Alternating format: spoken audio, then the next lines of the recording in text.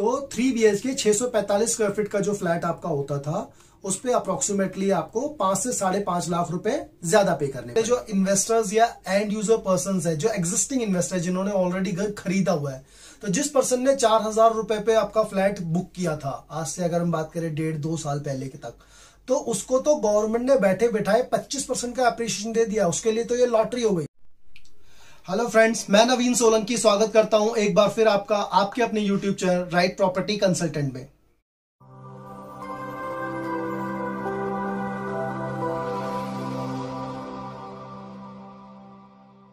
So friends, आज की इस वीडियो में मैं आपके लिए लेके आया हूं एक इंपॉर्टेंट अपडेट। गुड़गांव गवर्नमेंट ने अफोर्डेबल हाउसिंग सेगमेंट का जो प्राइस है उसको आपका जो है फाइनली बढ़ा दिया है। और पहले जो प्राइस आपका था वो 5% से बढ़ाया गया था, बट इस बार जो है वो गवर्नमेंट ने इसको 20% बढ़ा दिया है। तो आज की इस वीडियो में हम इसी टॉपिक पे डिस्कस करेंगे कि अफोर्डेबल हाउसिंग के ये प्राइस बढ़ने के बाद में एग्जैक्टली अमाउंट्स में क्या डिफरेंसेस देखने को मिलेंगे और इसका आने वाले टाइम पे जो अफोर्डेबल सेगमेंट की जो मार्केट है उस पर क्या असर देखने को मिलेगा। तो चलिए। सो फ्रेंड्स, इनिशियली जो अफोर्डेबल हाउसिंग के प्राइसेस होते थे वो कारपेट एरिया के लिए गवर्नमेंट चार्ज करती थी 4,000 रुपए स्क्वायर फीट, जिसे पिछले साल गवर्नमेंट ने 5% से बढ़ा करके 4,200 रुपए स्क्वायर फीट कर दिया गया था। बट अगर हम आज की बात करते हैं, अभी जो लास्ट कंपनी ने रिवीजन किया है इसके अंदर में गवर्नमेंट ने डायरेक्टली इसको 20% से बढ़ा करके आपको 5,000 रुपए फुट कर दिया है। दैट मीन्स कि अभी गवर्नमेंट ने जो बढ़ाया है वो 800 रुपए स्क्वायर फीट सीधा ही रिवाइज कर दिया है।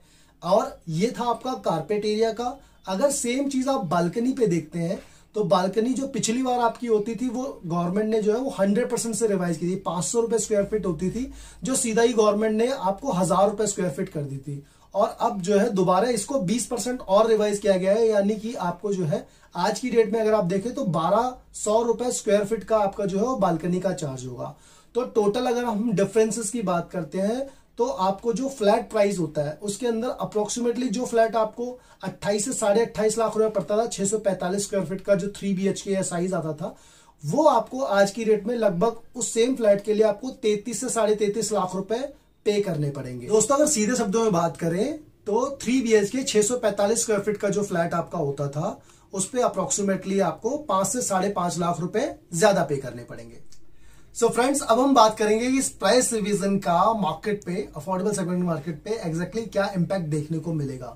तो सबसे इमीडिएट इफेक्ट की अगर बात करें तो डेफिनेटली ज्यादातर लोगों को ये लगता है कि जैसे ही आपका ये प्राइस बढ़ा है तो प्राइस बढ़ने के कारण जो है ये लेमन लोगों के अप्रोच से, जो कि एक्चुअल आपके जो एंड यूजर पर्सन है अफोर्डेबल के, उन लोगों की अप्रोच से जो है वो काफी बाहर चला गया है। 5 लाख रुपए जिन लोगों का बजट ही लिमिटेड है भाई, 25 से लेकर 28 लाख रुपए या अंडर 30 लाख रुपए जो लोग प्रॉपर्टी देख रहे हैं, उन लोगों के लिए 5 लाख रुपए का डिफरेंस एक काफी बड़ा अमाउंट होता है।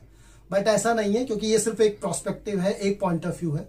आप एक खुद सोचिए कि भाई कोई भी जो गवर्नमेंट है वो इतना बड़ा बोल्ड स्टेप जो वो ऐसे ही नहीं लेती। इन सब चीजों के पीछे काफी सारा जो है मार्केट एनालिसिस होता है, काफी सारी ऑब्जर्वेशंस होती है। 6 महीने 8 महीने उन्होंने भी देखा होगा, और जब रिक्वायरमेंट हुई है तभी इस चीज का डिसीजन जो है वो लिया गया है। अब इस चीज के क्या इफेक्ट पड़ने वाला है वो मैं आपको बताता हूं कि गवर्नमेंट ने ये डिसीजन एग्जैक्टली लिया क्यों है। तो सबसे पहले आपने अगर हम बात करें तो जो आपने देखा होगा कि काफी सारे जो डेवलपर है, जो सेट डेवलपर है, वो इस मार्केट से एग्जिट कर गए थे। आपने पिछले काफी टाइम में एनालिसिस किया होगा या ऑब्जर्व किया होगा कि जो आपके सेट डेवलपर्स हैं अफोर्डेबल मार्केट के, वो इसमें काम नहीं करना चाह रहे थे बिकॉज ऑफ पिछले कुछ टाइम के अंदर, 1.5-2 साल के अंदर में जो मार्केट में अगर हम बात करें कंस्ट्रक्शन कॉस्ट हो गई, लैंड कॉस्ट हो गई, आपकी लेबर कॉस्ट हो गई, ये सब काफी बढ़ गई हैं। तो जो 4,200 रुपए स्क्वायर फीट का जो आपका रेट था उसके अंदर में उन लोगों के मार्जिन नहीं निकल पाए। तो उसमें अच्छी कंस्ट्रक्शन क्वालिटी भी डिलीवर करनी, अपने मार्जिन भी निकालने, तो वो मार्जिन मनी नहीं थी। दैट्स द रीजन की जो सेट डेवलपर है वो अदर सेगमेंट्स के अंदर में मूव ऑन कर रहे थे। तो रेट बढ़ने के बाद में क्या होगा कि उन लोगों को कुछ मार्जिन मिलेगा और वो जो लोग हैं वो इस सेगमेंट के अंदर में वापस आएंगे। दैट मीन्स आपके पास में कम से कम अच्छे और रिलायबल जो डेवलपर्स हैं वो आपको इस मार्केट में दोबारा से देखने को मिलेंगे, जिससे कि कम से कम आपको जो है क्वालिटी ऑफ कंस्ट्रक्शन और टाइमली डिलीवरी तो देखने को मिलेगी, और ऐसे डेवलपर के साथ में इन्वेस्ट करने को मिलेगा जिसपे आप ट्रस्ट कर सकते हैं। जब वो चीजें नहीं थी तो आप खुद सोचिए कि अननेसेसरी ऐसे लोगों को मार्केट में एंटर हो रहा था जिनकी कोई क्रेडिबिलिटी है ही नहीं, जो फर्स्ट टाइम है, जिनका कोई ट्रैक रिकॉर्ड नहीं है। तो अननेसेसरी में क्या होता था कि मार्केट में ऑप्शंस ना हो पाने की वजह से आपको उन डेवलपर के साथ में कंटिन्यू करना पड़ रहा था।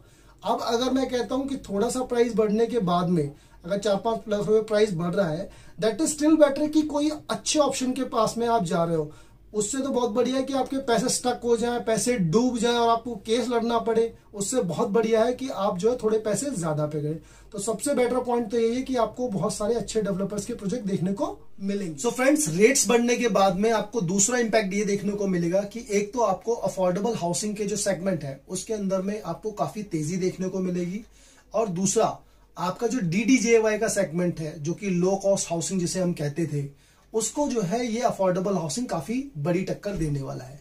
रीजन उसका ये है क्योंकि अगर आप इन दोनों के एरियाज की बात करें तो इसका जो एरिया आता है वो कारपेट एरिया पे चीजें मिलती है 645 square feet plus 100 square feet का आपका जो है बालकनी एरिया होता है। लगभग 750 स्क्वायर फीट का आपको एरिया इसके अंदर मिलता है एक्चुअल यूजेबल एरिया, और लगभग इतना ही एरिया 750 से 800 स्क्वायर फीट एरिया आपका जो है वो आपको DDJY के अंदर मिलता था। बट अगर आप प्राइस की बात करें तो वो लगभग इससे डबल होता था।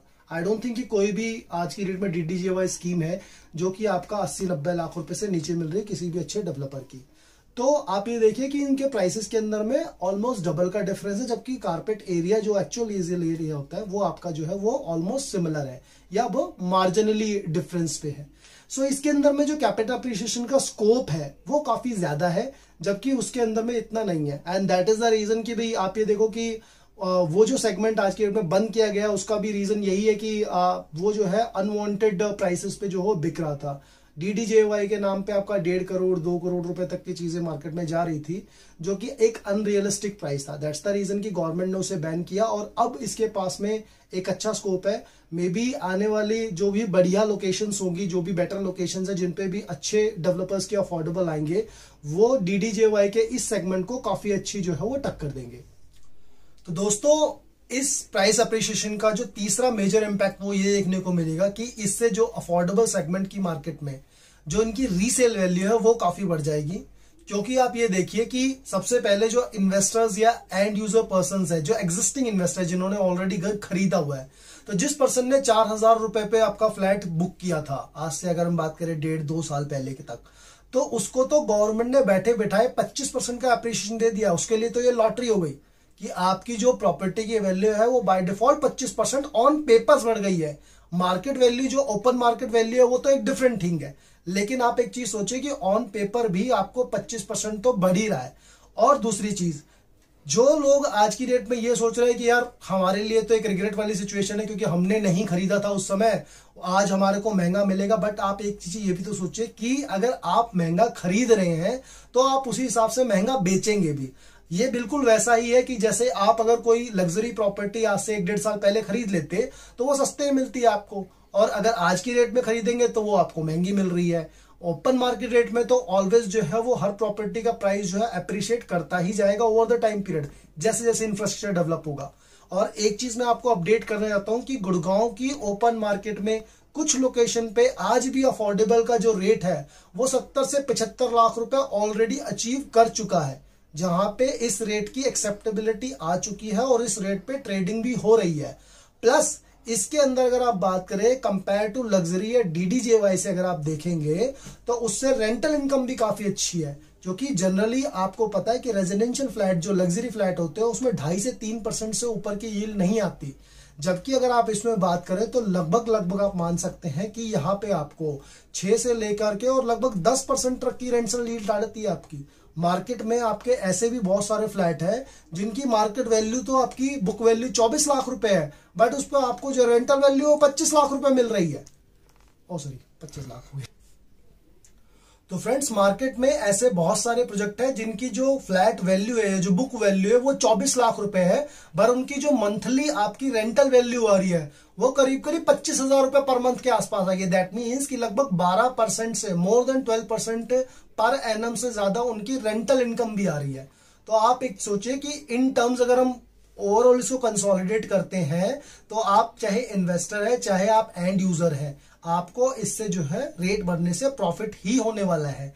इसके अलावा अगर आप स्टिल, मैं कह रहा हूं इस सेगमेंट को अगर आप छोड़ देते हैं, 5,000 रुपए स्क्वायर फीट रेट हो गया है, लेकिन अगर आप इस सेगमेंट को छोड़ देते तो आप मुझे बताइए कि क्या गुड़गांव की मार्केट में कोई ऐसी अदर प्रॉपर्टी है जिसके अंदर आपको 5,000 रुपए स्क्वायर फीट का रेट मिलता है, वो भी कारपेट एरिया पे, जिसपे आपको लोडिंग वोडिंग कोई भी कॉन्सेप्ट नहीं है। So that is the reason कि this is still a good option. और ओवरऑल अगर समराइज करते हैं तो गवर्नमेंट का ये जो डिसीजन है, इससे मार्केट में ओवर द टाइम पीरियड आपको एक पॉजिटिव इंपैक्ट ही देखने को मिलेगा, ठीक है। और धीरे धीरे जो है मार्केट में इस चीज की एक्सेप्टेबिलिटी भी आ जाएगी। सो फ्रेंड्स, आज की वीडियो में इतना ही। आशा करता हूं आपको वीडियो पसंद आई होगी। अगर पसंद आई है तो वीडियो को लाइक करें और चैनल को सब्सक्राइब करें।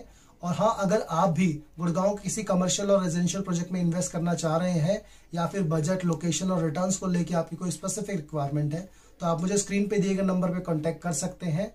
और यस, बहुत सारे कुछ नए अफोर्डेबल जो है अभी मार्केट में आने वाले हैं, जिसमें आप कुछ छोटा सा इन्वेस्टमेंट करके आप स्मॉल टाइम फ्रेम के अंदर कुछ अच्छे रिटर्न्स एक्सपेक्ट कर सकते हैं। उन चीज़ों के लिए आप जो है 1-to-1 मुझे कम्युनिकेट कर सकते हैं। मेरा नंबर है 9871630442। मैं मिलूंगा एक नई वीडियो में एक नए टॉपिक के साथ। तब तक के लिए thanks for watching me and keep supporting.